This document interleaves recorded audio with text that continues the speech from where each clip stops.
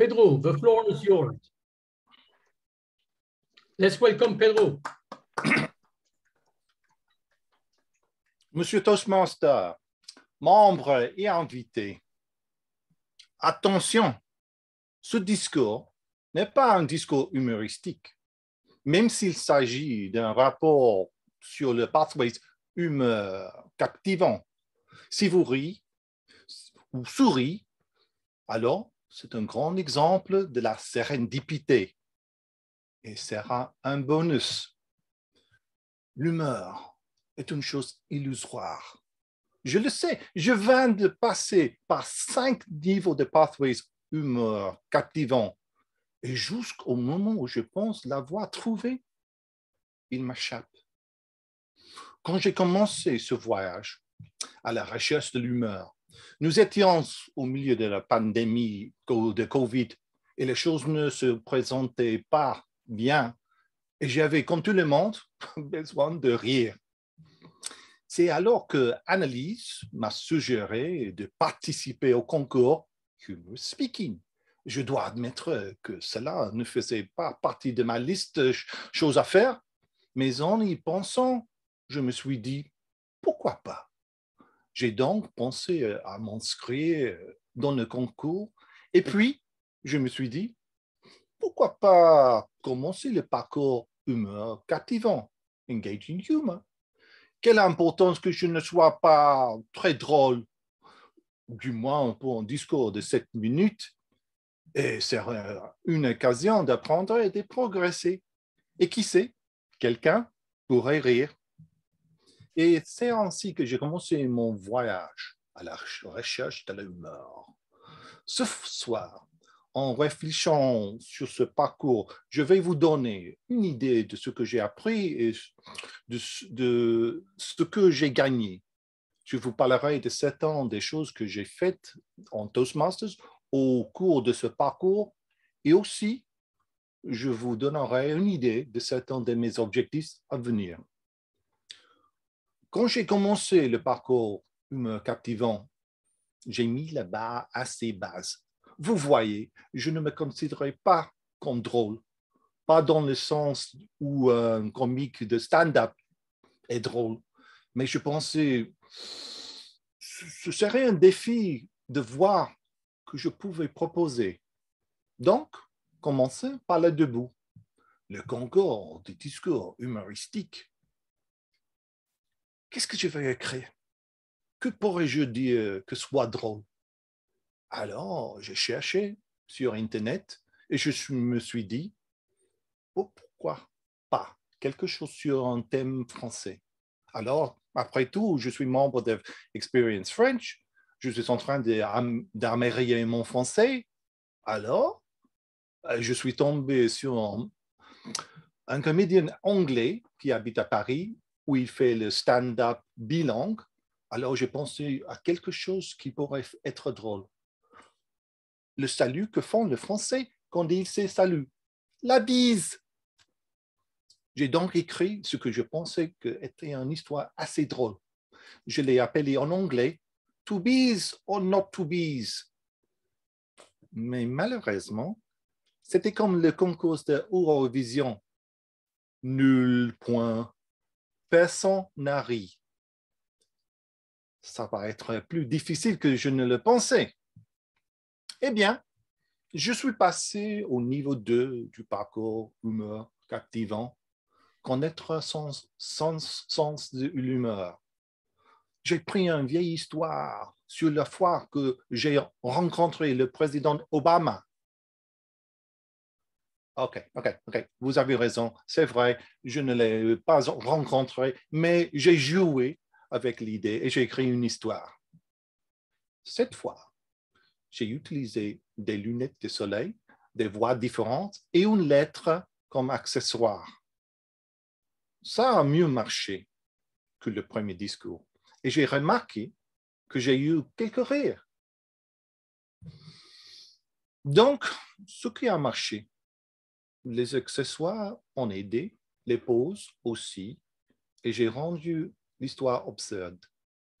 Les lunettes de soleil, les agents spéciaux Et c'était bien mieux qu'avant. Mais il y avait beaucoup de travail à faire. Tant de travail pour si peu de rire.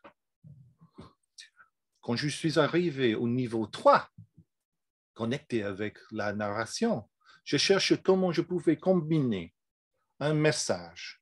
Par exemple, comment améliorer un discours avec une histoire bien connue, l'histoire de Miroir, miroir, oh mon beau miroir, par exemple. Mais dans mon histoire, c'est le miroir qui parle. Et c'est le miroir qui fait les reproches à la protagoniste. Et après, lui avoir donné des conseils sur la façon dont elle pourrait améliorer son discours en public. J'ai pensé que ça a bien marché et j'ai eu quelques rires de plus. Ce qui a fait que ça a marché, je pense, c'est les miroirs qui parlent de façon inattendue. Et au lieu d'être gentil, le miroir a critiqué la protagoniste. Et cela a fait toute la différence. Je pense, je sentais que j'ai commencé à progresser. C'était à cette époque qu'on m'a demandé de donner un atelier sur Table Topics. Je me suis intéressé de Table Topics et à la raison pour laquelle certaines personnes le trouvent facile et des autres en ont peur. Ainsi, quand je suis arrivé au niveau 4, le pouvoir de l'humeur dans le discours improvisé, j'ai pensé que je pouvais combiner la recherche de l'humeur avec des conseils pour surmonter la peur, une préoccupation pour nombre de membres, surtout dans une session de Table Topics.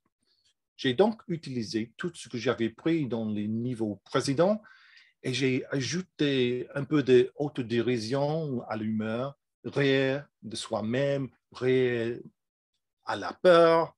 Mon but était d'aider à réduire la peur et s'amuser avec n'importe quoi, quelle question de Table Topics. Le dernier niveau, le niveau 5, délivrer votre message avec humeur, était une rétrospective au niveau précédent. C'était presque en anglais un greatest hits où je pouvais revisiter les autres niveaux. J'ai utilisé des diapositives pour m'aider et c'était intéressant. Certaines personnes ont ri et des autres non. Au moment où j'ai pensé pour écrire quelque chose d'humoristique, je me suis rendu compte qu'il avait disparu. L'humeur n'était pas une chose facile à transmettre. Du moins, je ne le trouve pas facile. Mais je me suis amusé à explorer l'humeur. La recherche d'un discours humoristique a été un grand plaisir. Et maintenant, j'ai terminé ce pathway, j'ai découvert que je vais continuer à la recherche à l'humeur. Parce que ce n'est pas le but à être amusant, c'est le voyage. Et pourquoi? Pourquoi ne pas continuer? Qu'est-ce que j'ai appris et réalisé au cours de ce voyage? Un, que je peux écrire un discours qui peut être un peu humoristique de temps en temps. Deux, que l'humeur est un voyage, pas une destination. Et trois, que l'humeur peut être traduite dans des autres langues. Quatre, j'ai appris que je peux faire un discours humoristique en français et en espagnol. 5, j'ai amélioré mes capacités d'écoute. Quand personne ne rit, c'est un bon feedback, même si cela ne fait pas toujours plaisir. Et maintenant, pendant que je travaillais sur le humor speaking, j'ai commencé à faire des discours en français et espagnol. Je voulais voir comment je pouvais améliorer mon niveau d'expression orale dans les deux langues et aussi mon niveau de compréhension. Et ça va pas mal. À la fin de l'année dernière, j'ai décidé de faire des discours en portugais. J'ai donc rejoint Lisbon Toastmasters. J'ai ensuite trouvé quelqu'un pour faire un échange anglais-portugais. Je l'aide en anglais, elle m'aide en portugais et ça va très bien aussi. C'est vraiment quelque chose que je recommande à tous qui veulent apprendre notre langue, pouvoir échanger avec une personne. Pour conclure, s'il y a une leçon que je peux partager avec vous, chers Toastmasters, et membres et invités, c'est celle-ci. Quand vous commencez un programme Pathways, 1. S'engager à la faire, s'engager à le terminer. J'ai fait le parcours en peu plus d'un an et demi.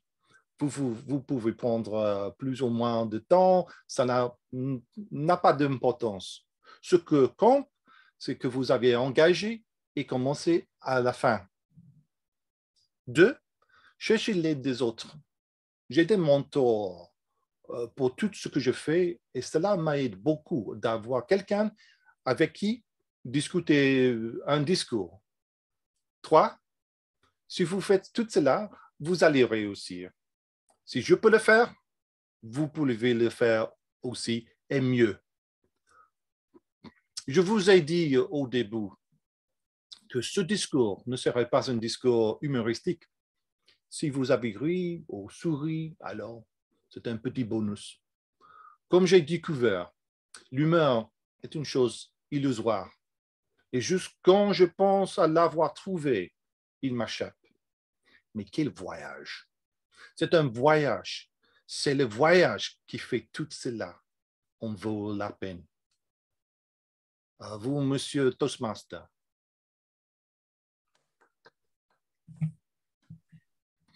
Thank you, Pedro. Thank you very much.